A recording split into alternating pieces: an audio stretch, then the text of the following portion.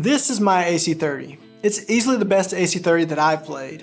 It was made in the UK, it's got quality components that were wired by hand on tagboard. Everything is housed in an L-shaped chassis that's mounted on a veneer wood plinth. It's got a pair of Alnico blue speakers. It's got high quality, robust British transformers. It's got the pedigree, it's got the aesthetic, but most important of all, it's got the tone you want from a late 61 AC30 top boost, down to the complicated pitch shifting vibrato circuit, the woolly sounding normal channel, and a rear mounted top boost kit. If you're looking for the AC30, this is it. What's crazy is that most players aren't even aware it exists. And if you're in the small percentage of players that have heard its backstory, chances are you haven't actually gotten to play one. So that's why I call this amp the best AC30 nobody wants.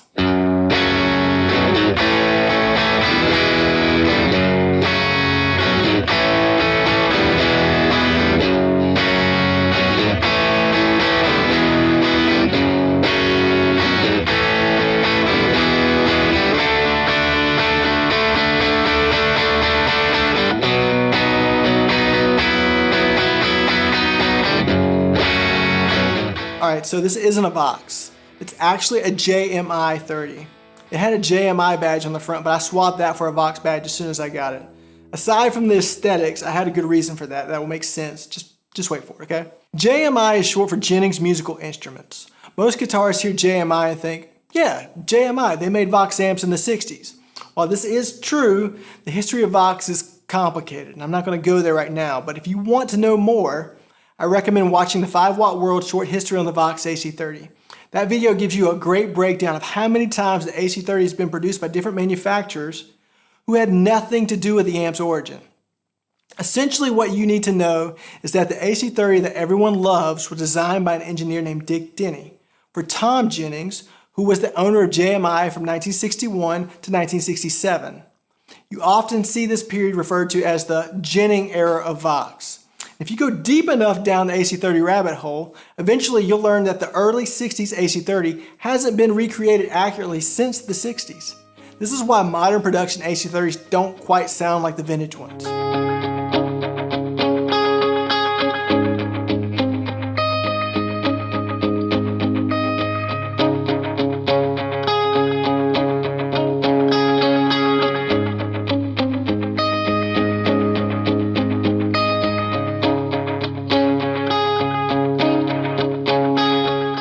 Alright, so the story of this amp starts in 1997 after this father-son duo that was behind the music retailer in the UK named Music Ground bought the trademark to the JMI name. These guys had a couple of successful vintage guitar shops and hatched this plan to resurrect JMI as a classic British amp brand. Around the early 2000s, an amp builder in Hull, North England named Steve Giles began building a replica of an AC30.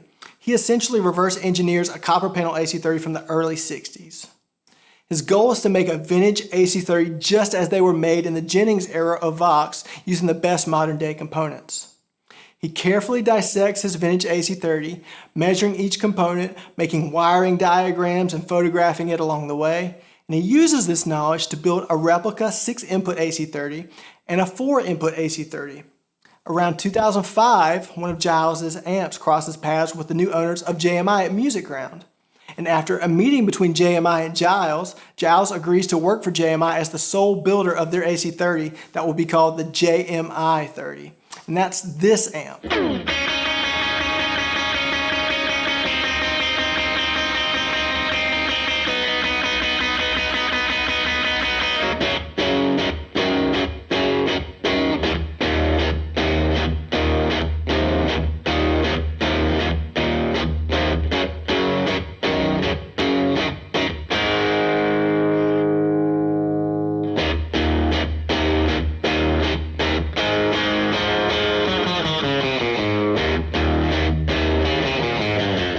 In addition to their take on the AC30, JMI's initial product line also includes the JMI15, the JMI30/4, the JMI30/6, the JMI30 TV front. JMI's goal is to bring the best hand-wired UK-made early 60s accurate Vox circuits to market. So Giles moves from Hull and starts working out of a Music Ground facility in Carcroft. There he's wiring up JMI30 chassis in batches of 6 every 2 weeks. Each chassis has to pass a soak test before it gets moved along to assembly. Eventually, Giles relocates to the same nearby location where the amp's cabinets are being made. JMI has a local woodworker also constructing the cabinets. Once the cabs and chassis are completed, they get transported to another Music Ground location where staff applies the Tolex to the bare cabs, loads the cabs with a pair of Fane or Tate & Alnico blues that are private labeled with a gold JMI sticker, and the chassis are installed into the finished cabs so they can be play tested. Once the amps pass a basic inspection, they're moved and stocked at Music Ground locations in Leeds and in London. It's a perfect confluence of vision, execution, and market timing.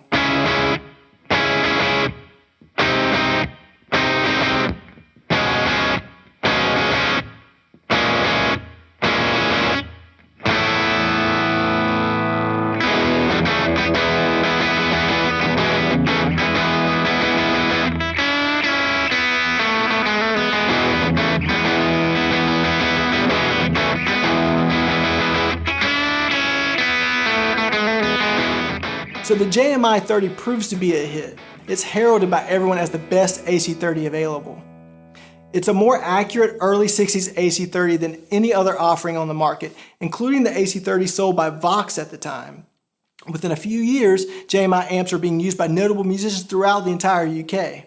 Hank Marvin and the Shadows used them on the group's final reunion tour in 2009. Well, it's not just the old players that are using the JMI amps. Matt Healy of the 1975 can be seen using a JMI amp at an Apple Music Festival.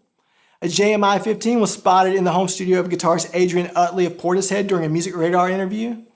With the success of their amps, JMI even expands its product offering to also include reproduction 60s effect circuits like the Rangemaster, all the variants of the Tone Benders, the Zonk Machine, the Superfuzz, and a bunch more. Well, in the middle of all of JMI's market success, Giles announces his decision to part ways with JMI in March of 2010, citing that the owners of the company had become intolerable to work for. Giles produced approximately 350 JMI30s during his time at JMI. It seems the company continued to make the JMI30 after Giles left, albeit with reports of botched wiring and quality control issues.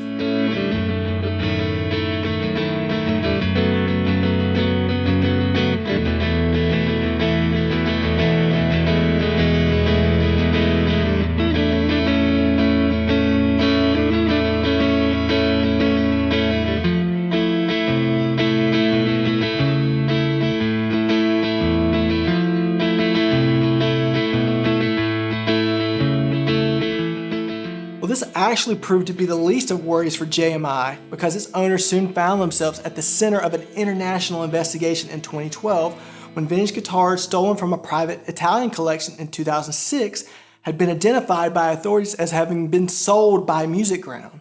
Investigators discovered that the necks and bodies of vintage Fender guitars stolen from Italy had been swapped and in some instances refinished to present as entirely different vintage guitars altogether. Those instruments were sold by Music Ground as authentic vintage guitars to unknowing customers.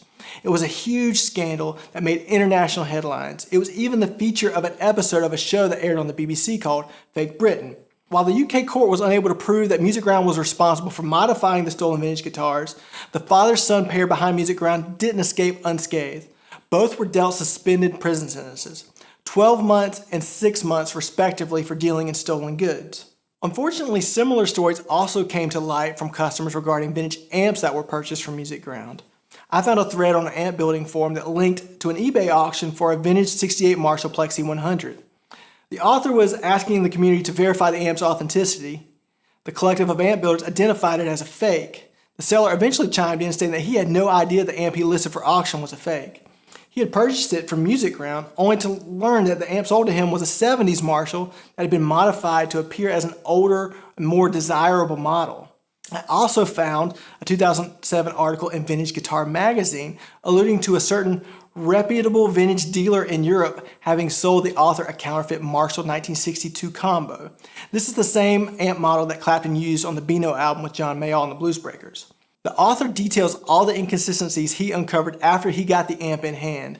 Knowing what we know now, most people believe that the reputable vintage dealer in Europe from the article was actually Music Ground. And what's hilarious is that you can flip back one page from that article about counterfeit Marshalls to find an ad for Music Ground citing themselves as the world's leading authority on Marshall amplification. As you can imagine, all of this had tremendous consequence for JMI. The highly regarded legacy brand became the disdain of the guitar community given its connection with Music Ground, and demand and interest for JMI's amps and their pedals evaporated overnight. It's been over a decade since the Music Ground scandal. All of their store locations have closed. One of the owners is reportedly doing business online under a new name. He is said to also be involved with a historic instrument retailer on Denmark Street in London.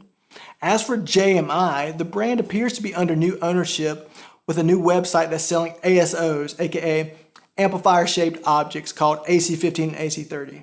Now, if you're looking for an affordable AC15 or AC30, steer clear of these amps. These amps are not great amps. The Vox Custom Series would be a better starting point for an affordable AC15 or AC30 if you're on a budget. As for the JMI30, it has quietly faded into the background of the AC30 landscape of today's amp market. Of the small percentage of players who know the amp's history, most aren't likely to take a chance buying a used one sight unseen given the Music Ground Association.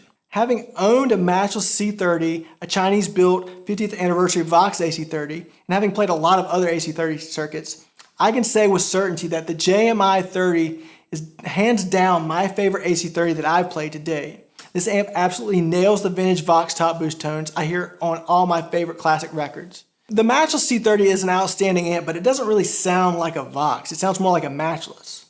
Vox nailed the AC30 sound with their 50th anniversary reissues, but it was obvious looking inside the chassis that Korg cut some corners on the build quality of that amp. I had concerns about its long-term durability.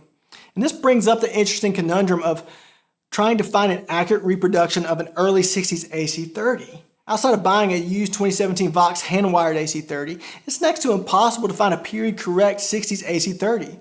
You know, Vox only made 150 of those AC30s from the 2017 run, and those are upwards of like $4,000 used right now.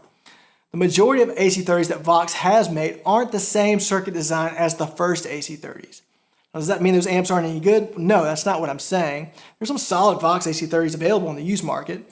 The Korg AC30 TBX built from 1994 to 2004, those were built by Marshall. Those are solid.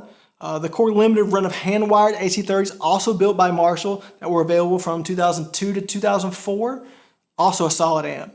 The 50th anniversary hand-wired on PCB AC30s from 2007 built for Korg by the International Audio Group in China. That's a great sounding AC30 with some really cool features. And these are all really good amps, but each model deviates in either build construction or circuit design from the original early 60s AC30. I think these deviations result in these amps feeling tonally removed from the original circuit, some more than others. That's why finding an AC30 that replicated the 60s design and construction methods was important to me. But it's worth making the point that 60s accurate doesn't necessarily mean better. There are period correct appointments on this amp that I do not like. It's so vintage accurate that it didn't have speaker output jacks. The speakers were hardwired via an old school speaker terminal. I had to get a local amp tech to install a 16 ohm and 8 ohm speaker out jack just so I could use this amp with my load boxes and attenuators.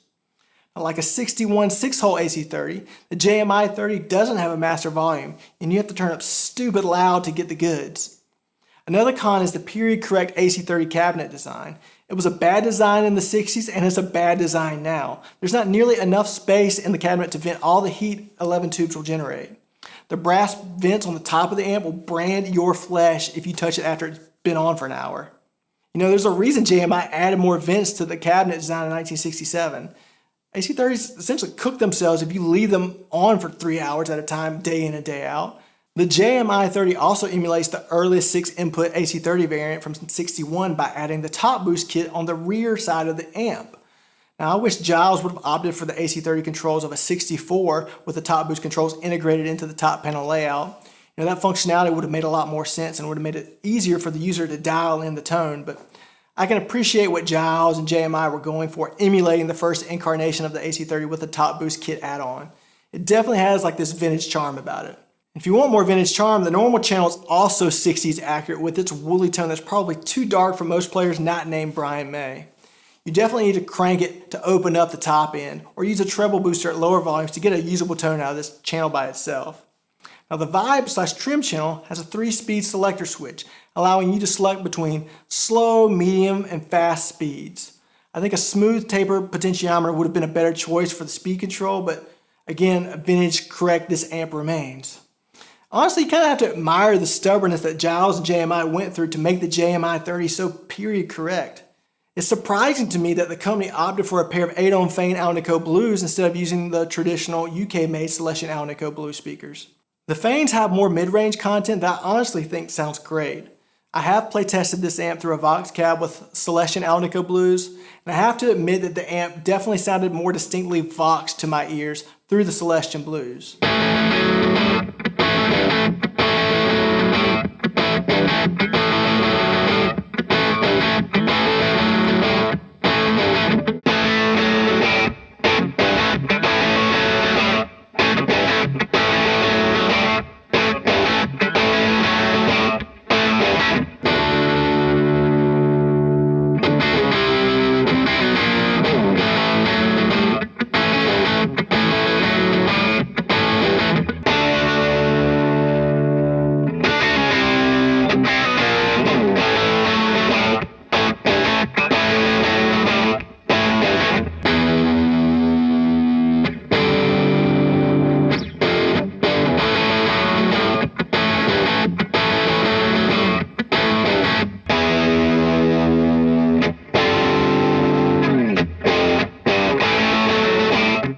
Tonally speaking, I absolutely love the tones I can get out of this amp. If a boutique builder was offering to build me the perfect AC30, I'd use this amp as a starting point. It's 98% of what I want from this kind of amp.